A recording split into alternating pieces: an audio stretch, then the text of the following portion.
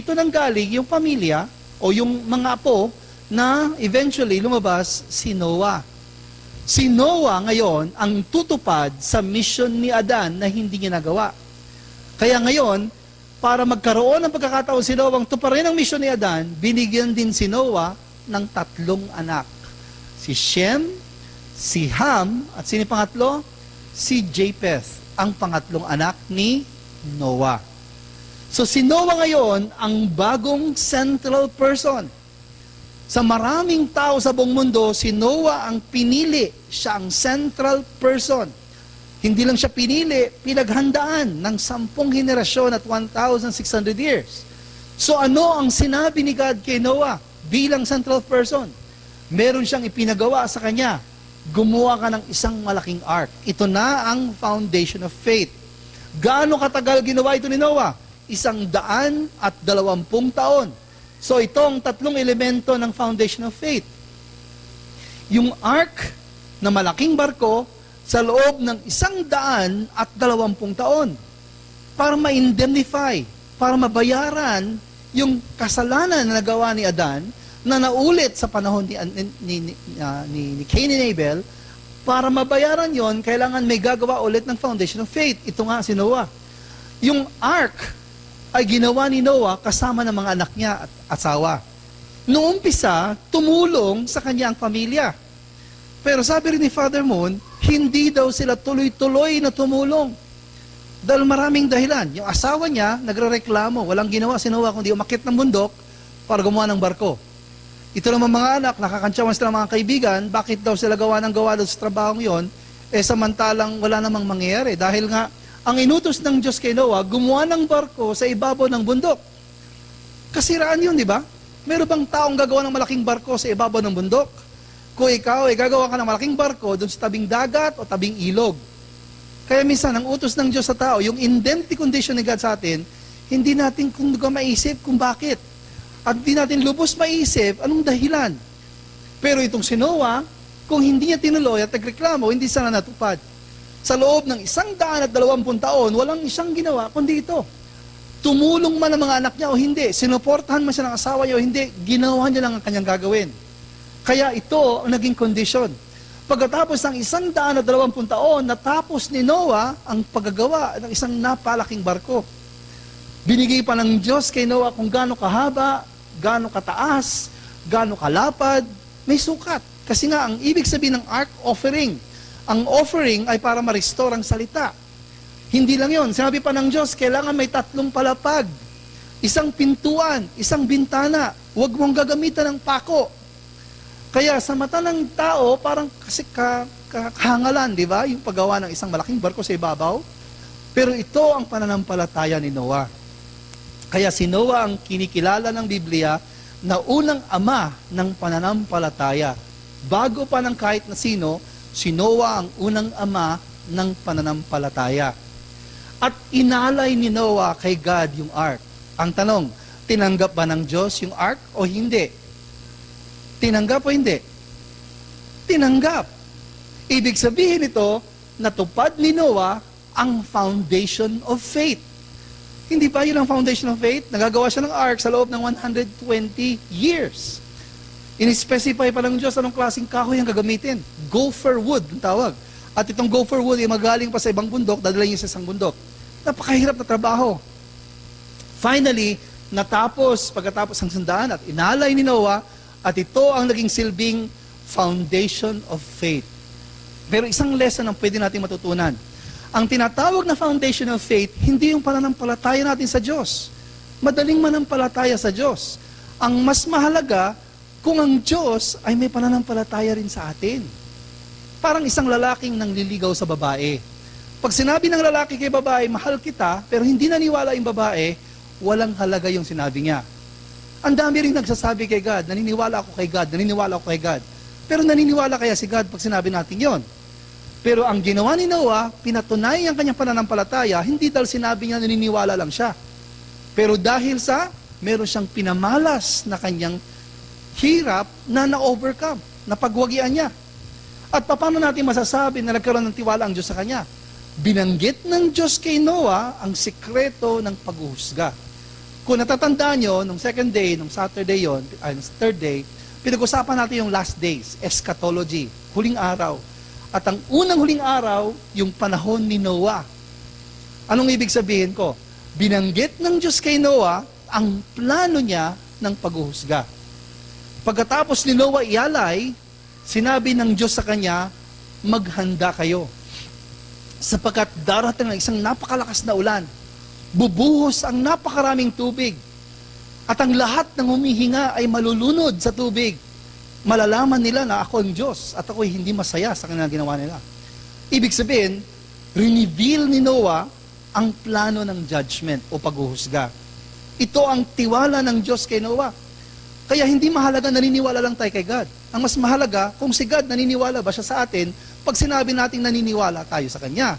At ito ay nasusubukan, depende sa mga ginawa natin, hindi lang sa pananampalataya. Madaling magsabi naniniwala ako sa Diyos. Madaling magsabi na may pananampalataya ako sa Diyos. Pero ang mas mahirap isipin, kung pag sinabi ko ba yan, naniniwala ba siya sa akin? Kaya ito ang nagawa ni Noah. Kaya pagkatapos ng sinabi ng Diyos na magkakaroon ng isang malaking pag-uusga sa pamamagitan ng maraming tubig na babaha sa maraming tao, sinabi niya rin, ganito ang gagawin mo. Ipunin mo ang mga hayop, pares-pares. Hindi lang pares na dalawa, pares na babae at lalaki. Prinsipyo, di ba? Yung pinag-usapan natin sa Principle of Creation, male and female of every kind. Mas marami daw yung malilinis, mas kaunti yung hindi. Nung unang panahon sa Biblia, sa Lumang Tipan, may mga hayop na mga malilinis at hindi rin malilinis. Mas marami yung malilinis kaysa sa hindi. Pati mga ibon, lahat pumasok doon. At sabi pa sa kanya, daling mo yung pamilya mo. So sinama niya yung tatlong anak niya. Sinama rin ng mga anak niya yung tatlong asawa. Yung tigi-isang asawa ng anak niya. And then kasama ni Noah yung anak niya. Tapos sabi pa ng God sa daling niyo lahat ng inyong pangangailangan. So hindi madali ang naging faith ni Noah kahit na natapos niya yung ark. Ginather niya mga hayop, nagpunta lahat sila doon, at sila ay pumasok at pinaghandaan lahat. At nung silang lahat ay nasa loob na, sinarado na ni Noah, nagsimula na yung ulan. Pero ano ang kahulugan ng tinatawag nating ark? Ang ark ay may tatlong palapag. Ibig sabihin ng tatlo, formation, growth, completion. Tatandaan yung tatlong stages? Ibig sabihin, ito ay may simbolo ng cosmos o ng kalawakan. Sinong namumuno sa ark? Si Noah. Kaya siya ang symbol ng God. Sino yung pamilya ni Noah? Sumisimbolo ng sangkatauhan. Ano yung mga kasama ni Noah? Mga hayop at mga pagkain nila. Symbol ng creation. Kaya itong buong ito ay symbol ng isang bagong lilikha. Kaya ang gagawin ng Diyos, itong maliit na to na bagong nilikha, ihihiwalay niya sa mundo. Ang lahat ng mundo, malulunod, mababaha ng malaking ulan, at pagkatapos, yung nandun lang sa loob ng ark ang maililigtas. Kaya ito ang ibig sabihin ng ark. Rine-restore ni God ang cosmos, gagawa siya ng isang miniature na cosmos muna. Ito yung ibig sabihin ng Ark of Noah. Kung ilan ang miyembro ng pamilya ni Adan, yun din ang miyembro ng pamilya ni Noah. Para si Noah ang magi-indemnify sa failure ng pamilya ni Adan. Kaya ang prinsipyo pa rin, indemnity. Sino marunong mag-Chinese dito? Ito ang Chinese character ng boat. Hindi ko alam basahin. Pero tatlong Chinese characters ang boat. Vessel, 8, people. Very interesting, no? Kasi once upon a time, magpaniwala ng tao, ang buong mundo daw ay makakabit na lupa. Hindi siya yung iba-ibang isla o iba-ibang mga kontinente. At ito yung panahon na maaring bumaha ang mundo nung panahon na yon. Kaya may paniwala ang iba't ibang kultura na mayroong malaking baha noong unang panahon. Hindi lang sa mga Chinese, pati yung sa Middle East, yung Epic of Gilgamesh. Meron ding kwento ang mga Ifugao. Meron ba taga Ifugao dito? Ang kwento ng Ifugao, meron daw malaking baha at namatay lahat, pero may nag-survive na lalaki. Pero isang araw, nakakita siya ng umuusok sa kabilang bundok. Nung linapitan niya, may babae. Yun daw si Bugan at saka si Wigan. Kaya sa kwento ng Ifugao, meron din silang tinatawag ng unang lalaki at unang babae na bumuo ng kanilang tribo. Anyway, so ito ay isang parang part ng kasaysayan na sabi ng iba, imagine, pero ayon sa Biblia, talagang may kwento na ang mundo once upon a time ay binaha. Habang ginagawa ni Noah, sinubukan niyang bigyan ng warning yung mga kamag-anak niya, yung mga tao. Pero ang tingin sa kanya, nasisiraan ng bait. Diba? Sino ba naman maniniwala? Ang ganda ng panahon. Tapos, magpapatayo ka ng malaking-malaking barko sa ibaba ng bundok. Kaya ito ang pananampalataya ni Noah, na napagwagian niya pagkatapos ng 120 years. Pero pagkatapos niya matapos at nasa loob na sila, bumuhos ang ulan.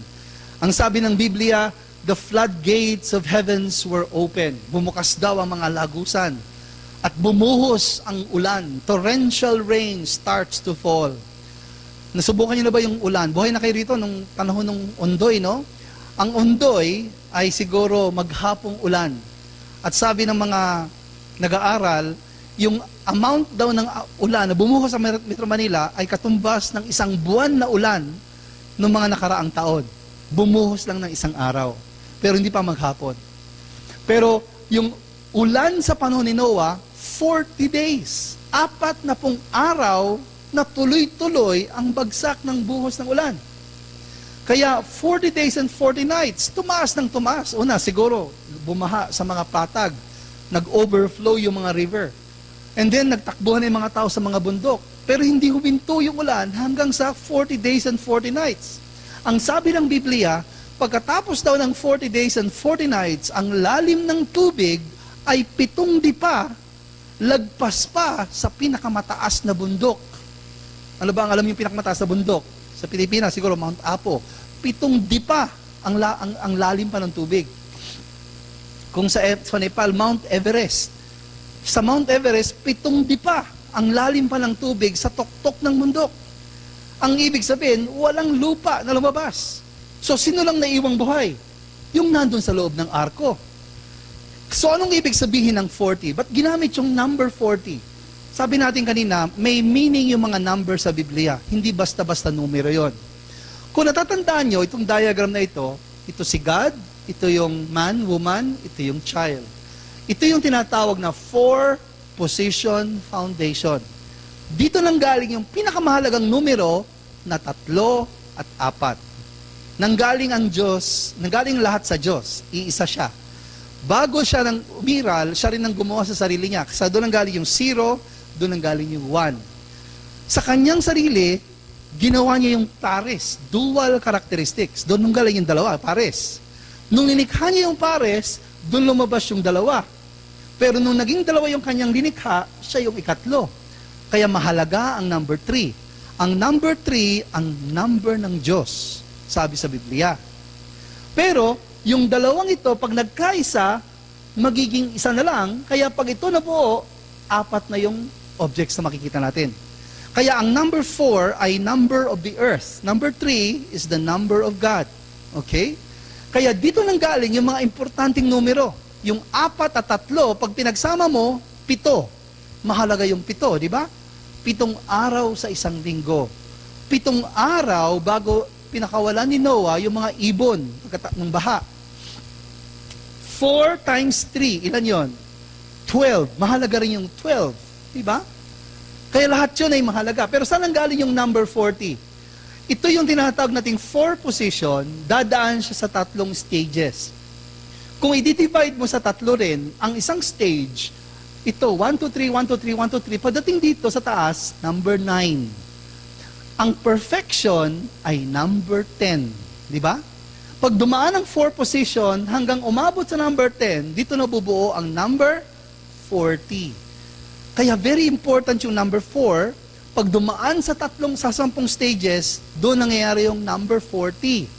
Ito ang original na plano ni God sa creation na hindi natupad. Kaya na-invade ang number 40. Kaya ang naging number 4, ang number 40, nagkaroon ng ibang meaning o significance. Sa restoration, ang number 40 ay separation from Satan. Tandaan niyo yung number na yon. Kaya ang number 40, paulit-ulit natin maririnig. Pero nagsimula yan sa panahon ni Noah. Dahil sa tinatawag nating condition to separate from Satan. So yung 3 stages plus times 3 sublevels plus 1, yung perfection, equals 10. Kung yung 10 stages, dinaanan ng 4 position, ang number 40 ay lalabas. Ano yung mga number 40 sa Biblia? Si Noah, 40 days and 40 nights ang flood, ang pagbuhos ng ulan. Nung panahon ng Israel, 40 years silang alipin sa Ehipto. 40 years sila sa wilderness. 40 years din ang tinagal nila doon sa tinatawag na Jericho, sa Canaan, no, nag-spy. 40 years din naging hari si Solomon. 40 years naging hari si David. 40 years naging hari si King Saul. Bakit pa ulit-ulit yung number 40? Nagkataon lang ba yon? Hindi. Prinsipyo yon. Kung bakit pa ulit-ulit? Bakit naghintay si Jesus Christ sa mundo ng 40 days bago siya nag-ascend sa langit? May significant kasi. Ang number 40, ang ibig sabihin, separation from Satan. Si Moses, nag-fasting ng 40 days. 2 beses pa. Diba? Ang daming number 40 sa Biblia. Si Jesus nag-fasting din ng 40 days bago niya in-overcome yung 3 tukso ni Lucifer. Kaya, ang number 40 ay hindi lang basta numero na mababasa natin sa Biblia. Ang kahulugan nito, separation from Satan. Kaya mahalaga yan kapag ginagawa natin. So, nung umulan, tumaas yung tubig hanggang sa pinakatuktok ng bundok, lumagpas pa ng 7 dipa, lahat ng tao ay namatay. Maliban lamang sa 8 miyembro ng pamilya ni Noah. Sila lang ang buhay na naiwan. Lahat ay nalunod. Lahat ay namatay. Sila yung na-judge. Siguro sumisigaw sila, buksan mo, hindi nabubuksan. Because secured na sila at ang instruction ni God sa kanila, mag-i-stay sila doon sa ark hanggang sinabi niya. Pero may nag-survive. Ano yung nag-survive? Yung mga isda, yung mga kayang mabuhay. Kaya ang mga isda, hindi ginudge, ika nga natin. Ang ginudge ni God, ang mga hayop na humihinga, ang mga tao. Pero hindi ginudge ni God ang mga isda. Anyway, so only the marine creatures survived. Then, sabi ng Bible, it was void and dark nung paghinto ng ulan. Kung papansinin niyo, yung salitang void and dark, ito rin yung expression na ginamit sa Biblia nung simula ng paglikha. Sabi doon sa Genesis chapter 1, in the beginning, it was void and dark. And God said, let there be light. Kaya parang ito ay bagong simula ng paglikha. At ang unang magsisimula ulit ng bagong kasaysayan, yung mga taong nabuhay sa loob ng arko, ito ang pamilya ni Noah. Pero pagkatapos sabihin ng Biblia ang lahat ay namatay sa lunod ng tubig, nakapagtataka dahil binanggit din ng Biblia, may mga ibon daw na itim na lumilipad, na palibot-libot doon sa arko. Saan galing yung mga ibon na yon? Pero pagkatapos, umalis din. Hindi literal na ibon ang ibig sabihin. Ayon sa principle, ito ay symbol at ang kahulugan nito, si Satan. Gusto niyang atakihin o invadein yung pamilya ni Noah sa loob ng ark. Sapagkat ang mission ni Noah hindi natatapos pagkatapos ng ulan. Marami silang hayop na papakainin. Marami silang hayop na lilinisin. Kakain din sila. Maglilinis ng katawan. Kaya round the clock. Pero nung dumating yung mga ibon at umalis din, ibig sabihin, hindi niya ma-invade yung pamilya ni Noah sa loob. Kaya ang ibig sabihin, hindi ma-invade ni Satan si Noah at ang kanyang pamilya. Kaya ito ang nangyari. And then nagpadala ang God ng malakas na hangin at yung tubig ay unti-unting bumaba. At habang bumababa yung tubig, itong tinatawag nating ark ay lumapag sa isang bundok na ang pangalan ay Mount Ararat. Ito ay matatagpuan sa Turkey. Ngayon, ang Mount Ararat. At kung pupunta kayo sa Mount Ararat, meron kayong makikitang National Park of Noah. Ibig sabihin, ito ay parang ebidensya, ito ay ebidensya na meron talagang nangyaring ganito sa kasaysayan. Hindi ito kwento lamang ng Biblia na dapat paniwalaan lang ng mga Hudyo at mga Kristiyano. Kung pumunta ka sa Turkey, makikita mo yung Noah's Ark National Park. Ay, nakadiscover niyan, mga Russian. Ito yung country ng Turkey, ito yung Ankara, andito yung Mount Ararat. Ito yung bundok. Sa tuktok daw ng bundok, lumapag yung Ark ni Noah. Kaya pagkatapos ng baha, diyan siya bumaba, Mount Ararat. Patuloy pa rin bumaba ang tubig. At sinabi ng Diyos kay Noah, magpalaya ka ng ibon pagkatapos ng 7 araw. nagpalaya siya o nagpakawala. Pagkatapos siyang magpakawala, bumalik din yung ibon. Kaya ang ibig sabihin, wala pa siyang lalandingan, hindi pa safe. Pero may kahulugan yung ibon. Anong kahulugan ng ibon? Ang kahulugan ng ibon na ito ay Adam. Kaya ang unang ibon, ito yung symbol ng first Adam. Nagpunta sa mundo, hindi nakaayos, hindi nakapag-settle, bumalik. Pero yung unang ibon, symbol naman ni Satan, nag-invade. Sabi ng God, maghintay ka ulit ng 7 araw, magpalaya ka ulit ng isa pang ibon. The second dove was released after 14 days. Mas matagal siyang palipad-lipad, pero pagkatapos, bumalik din, katulad ng una. Pero ang laking kaibahan, meron siyang dalang dahon sa kanyang tuka. Anong klaseng dahon? Olive na dahon, puno ng olibo. Ibig sabihin, meron na nabubuhay. Hindi na parang patay lahat na galing sa baha. At ang olibo ay symbol ni Jesus. Kaya kung si Jesus ang second Adam, ito ang kahulugan ng second dove. Hindi ba? Kaya after 7 more days, yung pangalawang ibon, syndicate the second Adam. Si Jesus. Pero hindi rin natapos, pero nagbigay ng pag-asa. Bumalik ulit eh. Kaya naghintay na naman ng 7 araw pa. So altogether ilang araw? 21 days. Doon ang galing yung importance ng 21. Nag-release si Noah ng ikatlong bird. Pagkatapos, ano nangyari? Hinintay niya ang tagal, hindi bumalik. Hinintay ng hinintay, hindi bumalik. Ito ang naging hudyat na pwede na silang bumaba. Ang pangatlong ibon na pinakawalan ni Noah at hindi bumalik, ang symbol naman ng third Adam. Sino yung third Adam? Ito yung pagbabalik ng Misaya, the second coming of Christ. Kaya ito ang ibig sabihin. Hindi lang basta nagpalipad ng ibon, may ibig sabihin yon. Ito ay may kinalaman sa providence ng Diyos na umabot hanggang sa 3 na pagdadating ng Misaya sa earth. Sa dito nang galing yung 21 days. Nagsimula kay Noah yung number 40, nagsimula rin kay Noah yung number 21. At di na lumabas na si Noah. So excited lahat sila. Imagine, nung sinabi ni Noah, sige, lalabas na tayo, binubuksan pa lang siguro yung pintuan, nagliliparan yung mga ibon, yung mga hayop siguro, ready na tumakbo, and then takbuhan sila palabas. Pati yung mga anak ni Noah, takbuhan, siguro gulong-gulong sila sa lupa. Unang beses na nakita ulit damo, yung clear sky. Pero ayon sa Biblia, anong unang ginawa ni Noah pagdating niya? Nagtalon-talon din pa, nag-celebrate siya? Hindi. Ang sabi ng Biblia, nung dumating daw si Noah sa labas, ang una niyang ginawa, pinagpatong-patong niya yung bato. Anong ginagawa niya? Gumagawa siya ng maliit na altar. At meron siyang tinabing ibon. Pinili niya malinis. Meron mga ibon na hindi malinis eh. Pinili niya malinis na ibon, ito yung ginilitan niyang leg, tinapon yung dugo, sa kanya sinunog. Inalay niya sa Diyos. At nung inalay niya sa Diyos, yung usok daw umangat, at tuwang-tuwa si God sa amoy ng offering na yon. At bless niya si Noah. Sabi niya kay Noah, be fruitful, multiply. Bless niya si Noah katulad ng bless ni God si Adan nung umpisa. Ang ibig sabihin, sa huling pagkakataon, kahit sa pagkakataon ng tagumpay, hindi nakakalimot si Noah sa Diyos. May mga tao pagka matagumpay na, nagsa-celebrate na, nakalimutan na rin. Misa sa sobrang saya, gumagawa na ng hindi tama. Pero si Noah, anong una niyang inisip? Hindi mag-celebrate sa sarili niya. Mag-alay sa Diyos. No? Kaya hindi tama yung drawing. Yung drawing kasi, tupa. Ang talagang inalay ni Noah ay ibon. At ito ang umangat sa langit nung umuusok na at tuwan-tuwa si God. Bless niya si Noah at dito sinabi nga na be fruitful and multiply. At pagkatapos noon, pinakita ni God kay Noah ito, yung may 7 kulay. Tinatawag nating rainbow o bahaghari.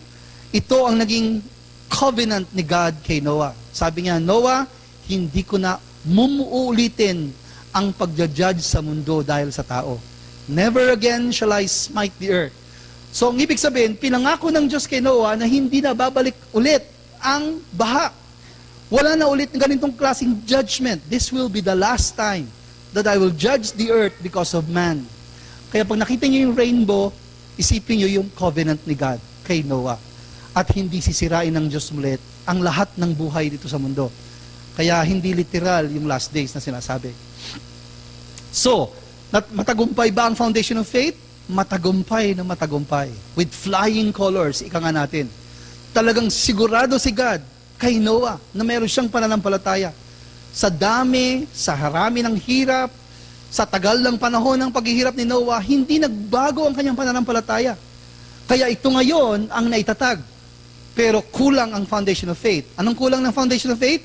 Foundation of substance. Pero ang problema, wala nang kapatid si Noah. Hindi katulad ni Abel, may kapatid na Cain. Sino ang kapatid ni Noah? Nalunod na lahat. Pero kahit walang kapatid si Noah, meron siyang anak na 3. Sila yung mga magkakapatid. Sino yung mga yon? Si Shem, si Ham, si Japheth. Yung 3 anak niya ang sumasalamin sa 3 anak ni Adan.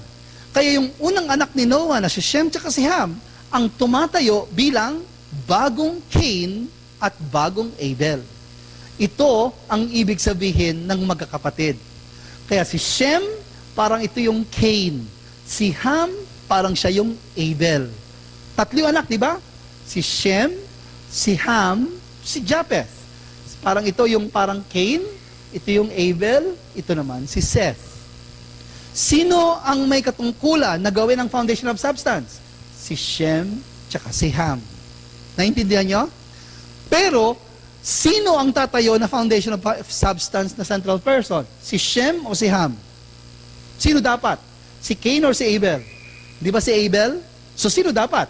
Si Ham. Pero, katulad ni Shem at saka ni Japheth, wala pang ginawang foundation of faith itong mga anak na to. Ang dapat na maglalagay ng foundation of substance, yung nakapagtatag ng foundation of faith. Kung wala kang faith foundation, wala ka rin paraan para maglay ng substance foundation. Kaya ang ibig sabihin, hindi pa din karapat-dapat na maglay ng foundation of substance si Ham o si Shem. So anong ginawa ni God? Inutusan silang gumawa ulit ng bagong ark para patunayan yung faith nila? Nagpadala ba si God ng bagong baha para magkaroon ng bagong foundation of faith? Hindi na. Ang kailangan lang gagawin ng magkakapatid, lalo na si Ham, ma-inherit nila yung faith ng kanilang ama. Matatag na matatag ang faith ni Noah. Walang pagdududa ang Diyos sa faith ni Noah. Ang kailangan gawin ngayon ni Ham, ma-inherit niya ito para siya ang tumayo bilang central person sa foundation of substance. Do you follow? So, paano gagawin? Kailangan ipakita ni Ham ang kanyang pakikipagkaisa sa kanyang ama. Dapat naniniwala siya na ang kanyang ama ay ginamit ng Diyos. At ang kanyang ama ang dahilan siya ay nakaligtas sa baha. Kung hindi dahil sa kanyang ama, nalulod na rin siya. Kung hindi dahil kay Noah, namatay na rin si Ham. Kaya dapat, ang tiwala niya kay Noah, hindi lang dahil ama niya si Noah. Pero siya ang ginagamit ng Diyos para siya ay, para sa providence na yun. Kaya dapat, pakita ni Ham ang kanyang pakikipagkaisa sa kanyang amang si Noah to show unity of heart. So, paano ginawa ito ng Diyos? Para masubukan ito, meron siyang pinagawa kay Ham.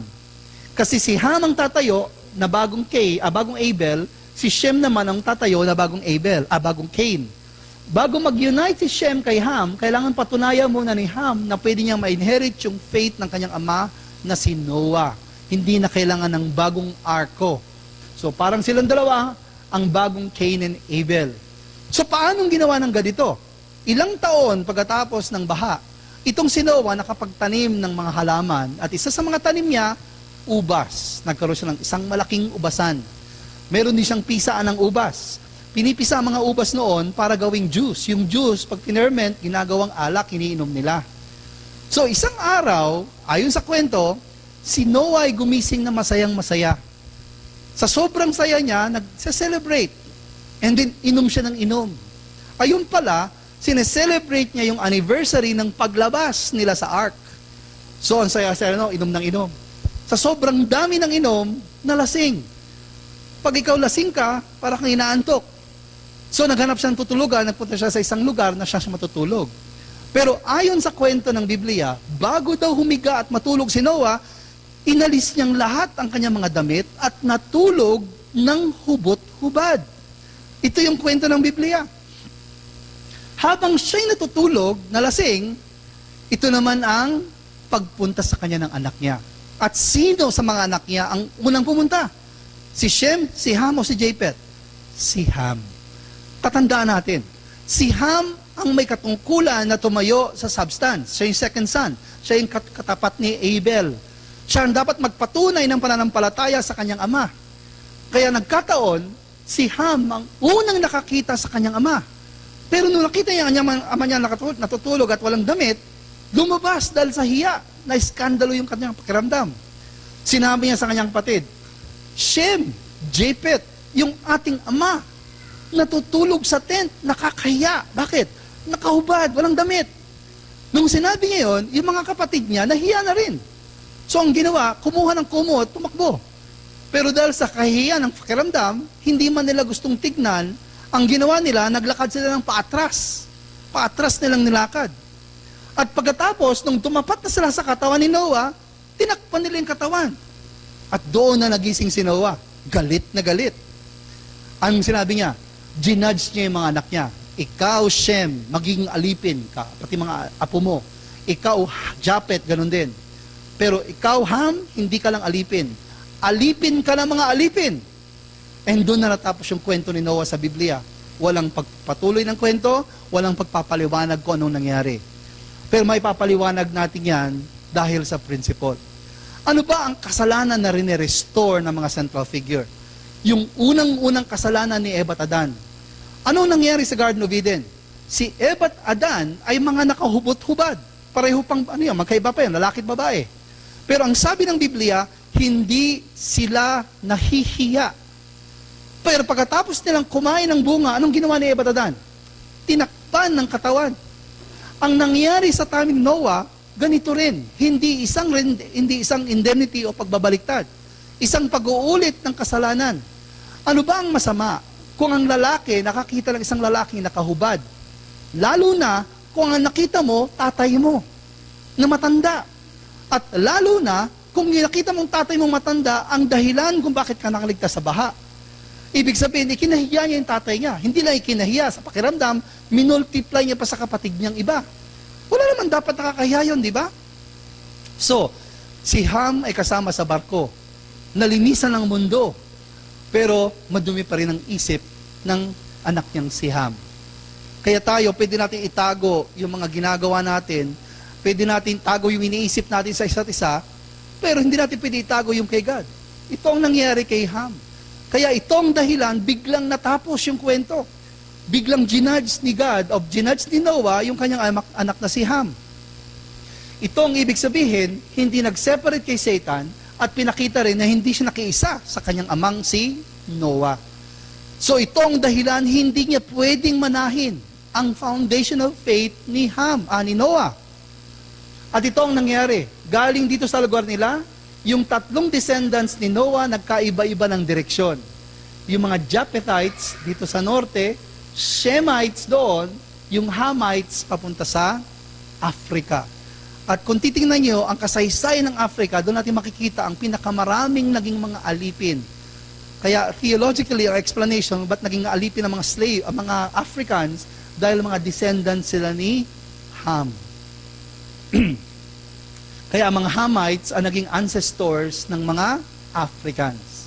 So, yung dapat na mission ni Ham to qualify as the person who will inherit the faith of Noah, hindi niya nagawa. Ito ang dahilan, wala rin tayo makikitang kwento na mayroong relasyon si Shem at saka si Ham. Hindi yan binanggit kahit minsan sa Biblia. At ito nga ang paliwanag. Because Ham failed. Bakit? Dahil siya ay nagkaroon ng maduming pag-iisip, lalo na pagtungkol sa sexual organ, na hindi naman dapat. Kaya walang nangyari, kahit na napakaganda ng ginawa ni Noah sa paggagawa ng ark at na-overcome yung flood, hindi natupad yung foundation of substance. Katulad na nangyari kay Abel, merong ang foundation of faith, wala namang foundation of substance. At dahil doon, walang foundation for the Messiah. Kaya kahit blines ni God si Noah, hindi dumating ang Messiah. Kung dumating sana ang Messiah sa panahon ni Noah, kakaunti lang ang tao, napakadali sanang naayos yung mundo. Isang pamilya lang natira, isang pamilya lang ililigtas ng Messiah. Kaya ito ang nangyari. Failure. Hindi dumating ang Messiah, and again, sino ang pinakanagdamdam? Hindi ang tao. Ang Diyos ang pinakanagdamdam dyan. Ang feeling niya, ginawa niya ng lahat para sa tao, siya ang naghanda ng lahat, nung oras na dapat ine-expect na gagawin, hindi nagawa. Kaya broken-hearted na naman siya. Ano nangyari sa kasaysayan? Na-extend na naman o na-prolong na naman.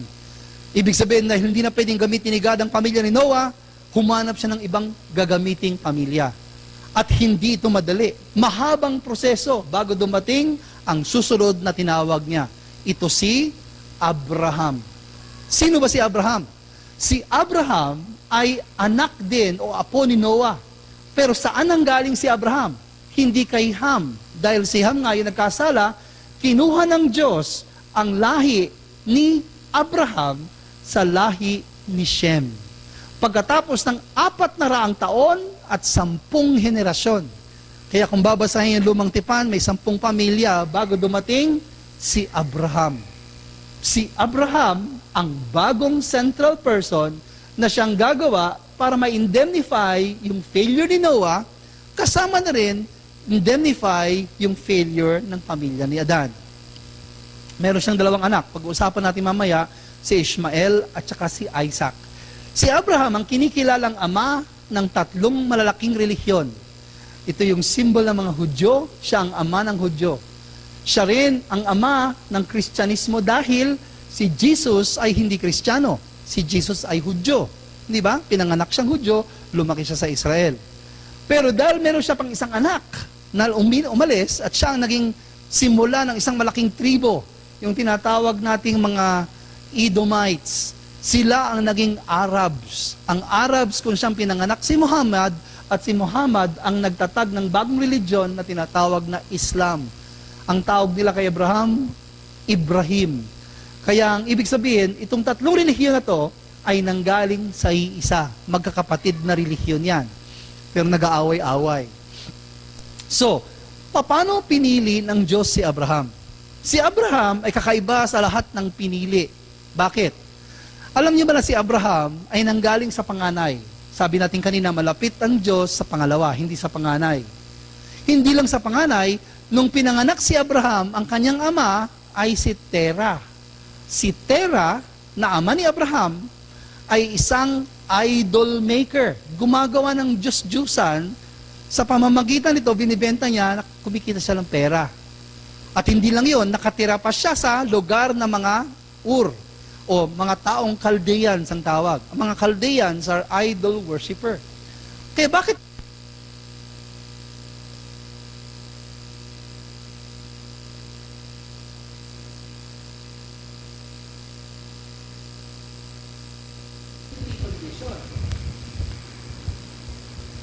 okay, palitan natin to. Walang baterya. Ayan. Sa unang pamilya, sino yung pangalawang anak? Si Ham. Pero anong nangyari kay Ham? In-invade ni Satan. Di ba? Ibig sabihin, pinatay siya ni Cain. Sa pangalawang pamilya, sino? Si Noah. Sino yung pangalawang anak? Unang pamilya pala si Abel. Si Abel pinatay ni Cain. Sa pangalawang pamilya, ang pangalawang anak ay si Ham. Ano nangyari kay Ham? In-invade ni Satan. Nagkaroon siya ng maduming pag-iisip nung nakita niya ang amang niya nakahubad. Sa pangatlong pamilya, itong kay Abraham, ang mangyayari, parang bilang ganti, kukunin ng Diyos yung malapit kay Satan. Naintindihan niyo ba? Kunyari, second-born. Sino ang firstborn? Si Abraham. Siya ang malapit kay Satan. Pero bilang ganti, para ma-indemnify, itong si God, kukunin niya yung malapit kay Satan. Dahil kinuha ni Satan, yung malapit sa Diyos, may kondisyon si God na kunin naman yung malapit kay Satan. Naintindihan gusto ko sabihin? Kaya ito ang dahilan, kasi maraming, even sa mga Jewish theologists, at saka sa mga theologians, at saka mga Christian theologian, hindi na maipaliwanag, bakit si Abraham ang pinili? Anak siya ng idol worshipper. Anak siya ng idol maker. Pinanganak siya sa Ur ng Chaldeans. Puro mga baal ang God nila. Kaya ito ang dahilan bilang indemnity. Kaya nga, sa simula, hindi inutusan ng Diyos si Abraham naglay ng foundation of faith. Anong unang inutos ni God kay Abraham? Umalis ka sa iyong lugar. Kaya ito naman ang dahilan, umalis siya. Pinangakuan siya ng marami, pero ang nangyari, naging alipin at naging namamalimos itong si Abraham. Hanggang sa napadpad siya sa Egypt. At dito nangyari yung kwento na bago sila pumasok, sinabi niya sa asawa niya, ang asawa niya pangalan si Sarai, magpakilala ka na kapatid kong babae para itrato nila ako mabuti. Kasi kung magkagusto sa iyo yung Pharaoh at gusto kanyang kunin at malaman niyang ako'y asawa mo, baka ako yung pahirapan niya o patayin niya para makuha ka niya. So nag-agree yung kanyang misis. Ang pangalan si Sarai. Pumunta sila sa Egypt, nagpakilalang magkapatid. So nakapasok sila, nakikilala ng mga tao magkapatid, at hindi nagtagal, nakita siya ng mga tauhan ni Pharaoh at binalita. Naging interesado kagad si Pharaoh, pinatawag niya si Sarai sa kanyang bahay, sa kanyang palasyo. At nung gabing yun, kasama ni Sarah, si Pharaoh, ang pangalan niya Ramses, sa loob ng kanyang kwarto. Alam niyo na ang ibig sabihin, anong gusto niyang gawin? Gusto niyang kunin para maging isa sa mga babae niya o isa sa mga asawa niya. Maganda si Sarah. Pero may ginawa si Sarah para hindi makuha ni Pharaoh yung gusto niya. At pagkatapos noon, nalaman ni Pharaoh, ito palang si Sarah ay hindi dalaga, kung hindi misis nung nagpakilalang kapatid. Kaya pagkagising niya, na nalaman yon, pinunta niya si Abraham at sinabi niya, bakit mo sinabi na ito ang iyong asawa, ito ang iyong kapatid? Samantalang siya pala ang iyong asawa. Mabuti pa, umalis na kayo sa Egypt, kunin mo na yung gusto mong kunin. Take your wife, dali mo yung asawa mo. Yun ang sinabi ng Pharaoh kay Abraham at umalis sila sa Egypt. Noong una, parang walang kahulugan yan sa akin, pero maiintindihan natin to, pagbabalikan natin yung kwento ni Adam and Eve. Again, sa principle lang natin maiintindihan ang dahilan kung bakit. Si Lucifer ang tumukso kay Eva. Si Eva ang tumukso kay Adan. Hindi ba? So, ganun ang nangyari. Ang proseso ng kasalanan. So, kung ganoon, ang nangyari sa kaso nito, si Adam and Eve ay nagkaroon ng pagkain ng bunga o naging mag-asawa nung panahon na hindi pa sila kasal. Para silang magkapatid. Okay? Ito ang ibig sabihin na nangyari kay Abraham. Sa panahon ni Abraham, nung pumasok sila sa Egypt, silang dalawa ay nagpakilalang magkapatid. Di ba? Ngayon, sino ang gustong tumukso kay Sarah? Ito yung position ni Lucifer, ito si Pharaoh. Ang pangalan niya, Rameses. Nung tinutukso ni Pharaoh si Sarah, hindi niya nakuha. Ibig sabihin, napaglabanan ni Sarah yung tukso. At dahil dito, wala na rin nangyaring iba pa. Kasi ganito, kung tinukso ni Lucifer si Eva at sila'y nagkasala, ito rin ang dahilan na tukso ni Eve si Adam. Pero ano kaya nangyari kung tinukso ni Lucifer si Eve at hindi natuloy yung tuksong yon o hindi naging matagumpay si Lucifer sa pagtutukso? Ibig sabihin, si Eve hindi nag-fall. Kung hindi nag-fall si Eve, hindi rin mag-fall si Adan. Napakahalaga ng role ng babae. Kaya ito, nung tinukso ni Pharaoh si Sarai at hindi siya natukso, ito ang ibig sabihin, nabaliktad ang kondisyon ng fall. Ito ay napakahalaga. For the first time, merong tao na nakapagbaliktad ng fall. At ito ay nagtulungang mag-asawa, si Abraham at si Sarah. Nung panahon nila Cain and Abel, walang mga pangalan yung mga misis nila. Nung panahon ni Noah, walang pangalan din yung mga misis. Walang pangalan yung misis ni Noah. Pero sa panahon ni Abraham, may pangalan yung asawa niya, si Sarah. Kasi mahalaga siya dahil dito. In fact, pinalitan. Ang Sarai naging Sarah, yung Abram naging Abraham. For the first time. Ito ay isang modelo sa lahat ng kababaihan. Maraming mga babae, kapag linigawan o parang binigyan ng pagkakataon ng isang taong makapangyarihan, bumibigay. Lalo na yung kapangyarihan niya, marami siyang pera o ganyan. Di ba? Pero si Sarah, habang asawa niya si Abraham walang bahay, namamalimos. Pero hindi bali nang namamalimos lang asawa ko, ayoko magkasala. Kasi pag linigawan siya ng Pharaoh, ibig sabihin, titira na siya sa palasyo, kakain na siya ng masasarap na pagkain, magsusuot sa magagandang damit. Hindi siya nasinag o hindi siya nasilaw sa ganong klaseng mga tukso. Hindi bali na. Mas mabuti pang maging malinis ako at maging asawa ko itong si Abraham. Great si Sarah o hindi? Great. Kaya nga ito ay hindi maliit na tagumpay. Nung pumunta sila sa Egypt at nung lumabas sila sa Egypt, iba na sila. At pagkatapos itong karanasan na ito, saka sinabi ng Diyos sa kanila, bibigyan kita ng maraming pagpapala. Kung kaya mong bilangin ang mga bituin sa langit o yung mga buhangin sa dagat, ganyang karaming mga saling lahi o descendants ang magbibigay ko sa iyo. Ang tanong ni Abraham, sige, pero paano ko ito makakamit? Ang sabi ni God sa kanya, gawan mo ako ng offering. Sige, anong offering? Yun na, sinabi kay Abraham, dalan mo ako ng heifer, ng goat and ram, at ng dove and pigeon. 3 klaseng mga hayop. Yung una, heifer. Malaking hayop yan. Parang baka, mahaba yung sungay. Yung goat, kambing na lalaki at babae. At saka ibon, babae at lalaki din. Kaya 3 bagay. Ibig sabihin, naging central person si Abraham pagkatapos ng kanyang karanasan sa Egypt.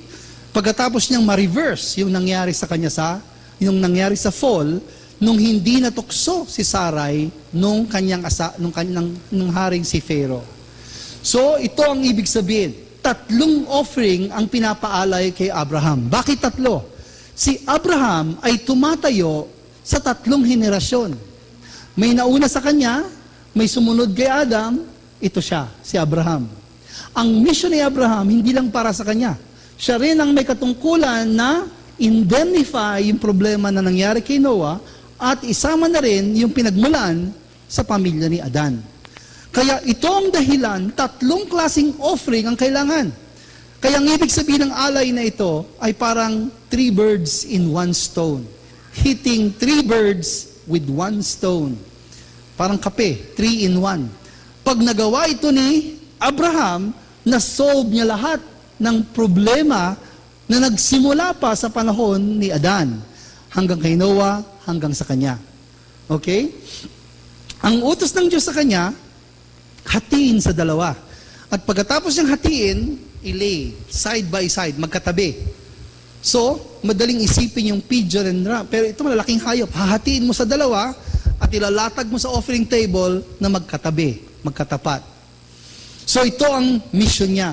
Ito ang foundation of faith ni Abraham. So, sinimulan na ni Abraham. Pagkatapos niyang i-gather, gusto niya yung blessing, isa-isa niyang ginawa yung utos sa kanya ni God. So, hinati niya yung mga alay. Anong ibig sabihin ng paghahati? Symbolic din yon. Nung nagsimula tayo sa restoration, pinag-uusapan natin na pinaghihiwalay ni God ang mabuti at masama. Yun din ang ibig sabihin ng paghihiwalay. At isa pa, sa Diyos, ang parang pinagdadalhan ng lahi ang dugo. Kaya ayaw niya ng may dugo. Pagka nag-aalay ka, kailangan itapon mo yung dugo. Doon ang galing yung paniniwala na bawal kumain ng dugo. Pero ang dugo ay tinatapon. Pag nag-alay ka ng may dugo, maduming alay. Kaya kailangan hatiin yung hayop sa 2 para maghati o maghiwalay ang mabuti at masama. Ito ang dahilan, sinasabi ng Diyos kay Abraham, na hatiin niya yung mga hayop sa 2. So ano una niya hinati? Ang una niyang hinati, yung malaking baka. Pangalawa, hinati niya yung mga kambing. Pero ayon sa kwento, bago niya mahati yung mga ibon, siguro pahilik-hilik, pahikab-hikab, inaantok. Pero ang problema ito si Abraham, imbis na tapusin niya, 2 na lang maliliit, itinulog.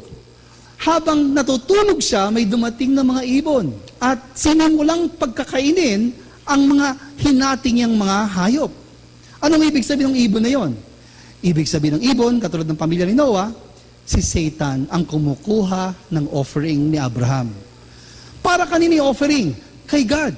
Anong ibig sabihin ng ipon? Si Satan ang kumukuha ng offering. Dahil hindi niya nahati. Anong dahilan? Nakatulog. Yun ang dahilan. Kaya ang ibig sabihin, kahit ito ay para sana na-restore ang lahat ng kondisyon ng kay Adan, dahil hindi paghahati ni Abraham sa mga ibon, naagaw muli ni Satanas. Ibig sabihin, hindi lahat ng inaalay natin sa Diyos ay tinatanggap niya. 2 lang ang pwede mangyari. Tanggapin niya o hindi niya pansinin. Hindi porkit nag-aalay ka, tinanggap na kagad ng Diyos yun. Bakit? Ang pinakamahalaga sa pag-aalay, hindi yung laki ng alay, kung hindi yung taong nag-aalay. Anong mas malaki? Yung ibon o yung heifer? Ito yung pinakamalaki. Ito malaki rin to. Ito kalapate, ang liliit. Minsan dyan tayo binabantayan sa mga maliliit na bagay. Kaya ito ang kamalian ni Abraham. Hindi niya hinati yung ibon dun sa maliliit na bagay. At dahil sa maliit na bagay na akala natin hindi importante, naagaw ni Satan yung offering. So hindi siya pwede i-bless. At nung nagising siya, nakita niyang kinakain yung mga in-offer niya, binugaw niya yung mga ibon, pero may nagsalita galing sa langit. At galit ang boses. Anong sabi ng Diyos kay Abraham? Ang mga susunod mong mga apo at saling lahi ay magiging mga alipin sa loob ng 400 taon. Pinarusahan ni God kahit hindi pa lumalabas yung mga apo ni Abraham. Bakit yung mga apo ang pinarusahan? Kasi gano'ng katagal ba hinanda ng Diyos si Abraham? Hinanda ng Diyos si Abraham sa loob ng 400 taon. Ang pagkakamali ni Abraham ay hindi lang pagkakamali niya. Nadamay niya yung 400 taong preparasyon. Kaya ang naging kondisyon, 400 taon ding magbabayad ang kanyang mga descendants, yung mga apo-apo. Kaya ito ang dahilan sa panahon ni Abraham, nangako si God, pero hindi dumating ang Misaya dahil sa kanyang pagkakamali. Anong pagkakamali? Nakatulog. Kaya huwag kayong matutulog. Hindi ko sinasabing huwag kayong matutulog. Pero ibig sabihin, kahit sasabihin natin na maliit na dahilan lang yon, ito ang naging sanhi kung bakit hindi nakat ni Abraham ang ibon at kung bakit nakuha o naagaw ni Satan ang alay na para sa Diyos. Merong kwento si Jesus sa isang templo daw. Merong isang nag-offer ng malaki at merong isang matanda na wala siyang kahit konti, pero yung kahit na konting-konting meron siya, binigay niya pa yung mahigit sa kalahati. Ilang kusing binigay niya pa. Parang binigay niya ng lahat. So, ano raw, sino ang nag-alay doon? Kaya hindi palakihan ng offering. Hindi pamahalan ng offering. Ang pinaka-importante, yung damdamin ng bibigay ng offering. Alam ng Diyos yan. Kaya kung totoo ka sa iyong pag-aalay, malugod siyang tatanggapin ng Diyos. Pero kung nagbibigay ka dahil may gusto ka ulit bawiin, o kaya may gusto kang whatever na hindi magandang motivation, hindi yung katanggap-tanggap. Ito yung binabanggit ko. 400 taon ang paghahanda ng Diyos bago dumating si Abraham. Kaya nung nagkamali si Abraham, dala niya yung 400 taong preparasyon. Kaya ang naging parusa, 400 taong pagkaalipin sa loob ng Ehipto. Ang ibig sabihin nito, indemnity. Kaya kung naintindihan yung indemnity, sabi ko, ito magpapaliwanag sa atin ng napakaraming bagay. Bago magsimula ulit yung time ni Moses, dumaan ang Israelites sa 400 years of slavery. Kaya kahit na ganito, mayroong pagkakataon, hindi nagawa ni Abraham ang foundation of faith, wala na ring foundation of substance. Ang original na plano ng Diyos, kung natupad ni Abraham ang offering na yan, yung kanyang dalawang anak, si Ishmael, yung panganay niya, si Isaac, panganay niya rin to, pero sa totoong asawa niya, silang dalawa ang magiging bagong Cain at Abel, na magtatatag ng foundation of substance para magkaroon ng Misaya. Pero dahil hindi ganoon na nangyari, ano nangyari? Walang foundation of faith, hindi nagsimula pa rin substance. At nagkahiwalay ang magkapatid. Ito yung painting ng unang anak ni Abraham, si Ishmael. Si Ishmael ay anak ni Abraham kay Hagar. Ang pangalan niya, Hagar. Isa siyang Egyptian na yaya o tumutulong kay Sarah, at dahil hindi manganak si Sarah, pinatulog niya si Hagar katabi ni Abraham. Nabuntis ngayon itong si Hagar. Tuwang-tuwa si Abraham na nagkaroon siya ng anak, pero hindi sa kanyang tunay na asawa. Kaya ngayon, naging malapit si Abraham kay Hagar. Nagseselos ngayon itong si Sarah. Pero nung pinanganak yung anak ni Sarah, ang pangalan niya si Isaac, parang inisip niyang bawiin yung kanyang asawa, ang ginawa niya, pinalayas niya yung mag-ina. Nagkahiwalay ang magkapatid na si Ishmael at saka si Isaac. Kaya walang foundation of substance. Nagkahiwalay ang magkapatid. Ito, isa rin sanhi dahil sa pagkukulang ni Abraham sa kanyang pamilya. Hanggang sa naubusan sila ng tubig at pagkain, nagdasal daw si Hagar. Sabi niya, ano ba ang kasalanan ko? Ba't ako nagkagalito? So nagsalita ang Diyos kay Hagar, huwag ka mag-alala. Ang iyong anak ay lalaki na maging magaling na mandirigma at siya ang bubuo ng isang bagong bansa. At ito nga ang pinanggalingan ng mga Arabo. Sa mga Arabo, pinanganak si Muhammad. Pagkatapos ng mga 400 years after Christ. At si Muhammad ang nagtatag ng bagong relihiyon, ang pangalan, Islam. Diyan ang galing ang mga Muslim.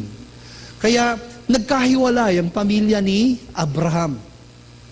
Kaya ang original plan, hindi natupad. Walang faith, walang substance, hindi nagkaroon ng foundation of faith and substance, walang foundation for the Messiah. Pero, binigyan ni God si Abraham ng ikalawang pagkakataon. Bakit? Meron bang binigyan ng Diyos ng pangalawang pagkakataon? Wala. Si Abraham lamang. Pero bakit?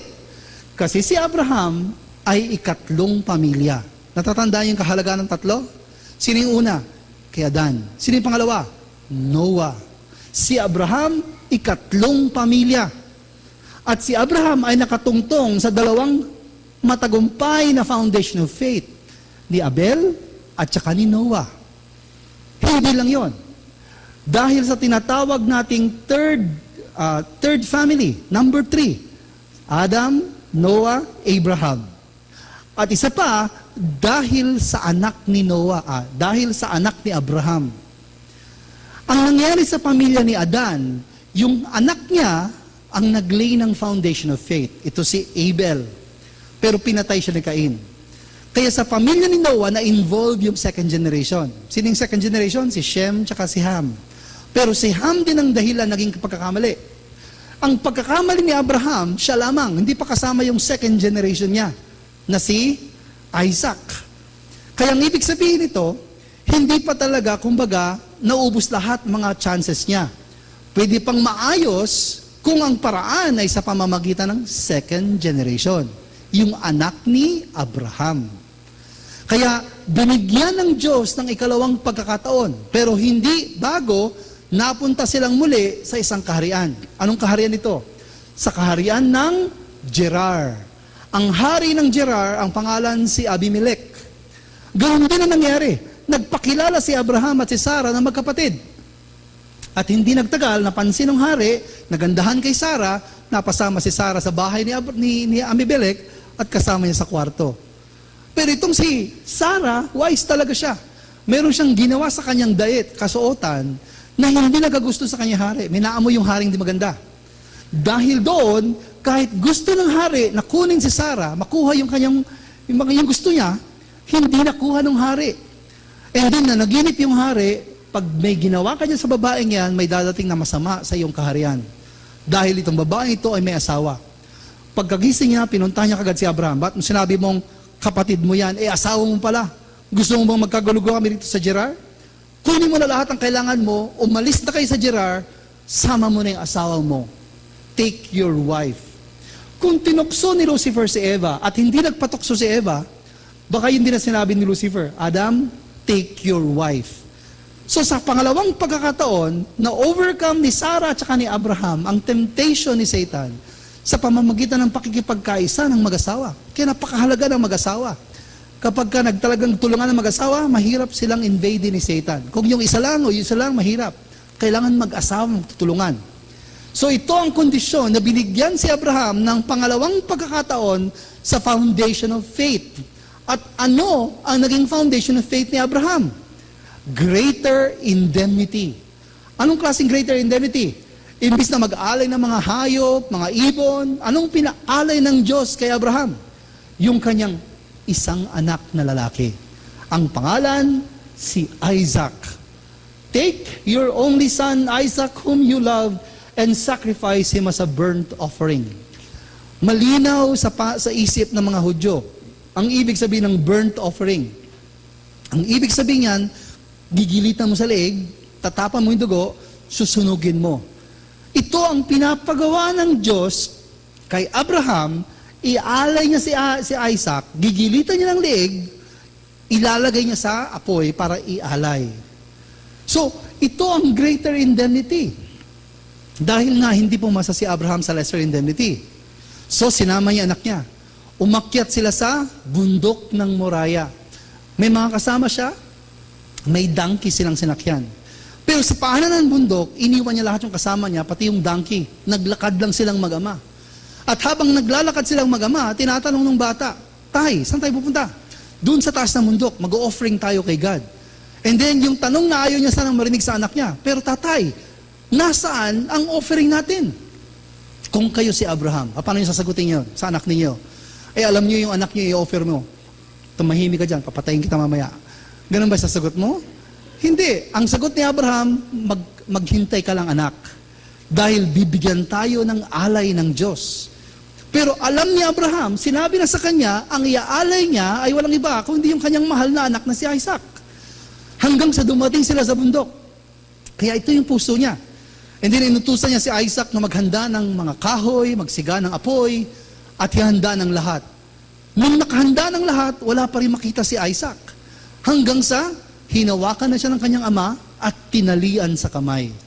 Doon niya lamang nalaman, siya pala ang iaalay. And then ano nangyari? Nagreklamo ba si Isaac? Hindi. Wala tayong mababasa ganon. Nung linatag na ni Abraham si Isaac sa lamesa kung nasaan siya gigilitin, hinawakan niya ng punyal. Sabi ni Father Boone sa makikipag-usap niya kay Abraham, nagdasal pa daw siya ng isang beses at sumisigaw siya at umiiyak. Bakit pa yung anak ko ang gusto mong kunin? Pero walang sagot sa kanya. So pagkatapos noon, hinawakan niya na yung punyal at gigilitan niya ang leeg. Pero ano nangyari? Ayon sa Biblia, may lumabas na isang anghel.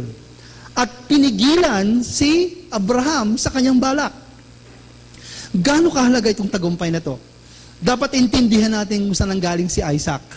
Si Isaac ay anak ni Abraham at saka ni Sarah nung si Sarah ay 75 taong gulang. Ang 70 taong gulang na babae, at kahit sabi ng Biblia, ano na siya? Barren. Ang ibig sabihin ng barren, menopause. Wala na siyang dating ng buwan-buwan.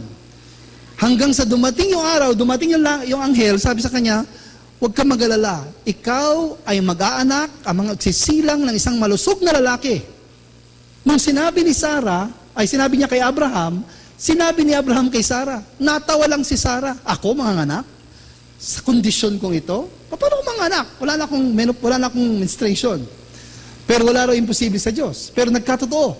Nung 74 sinabi, nung 75 nagsilang siya ng isang malusog na bata. Nag-iisa.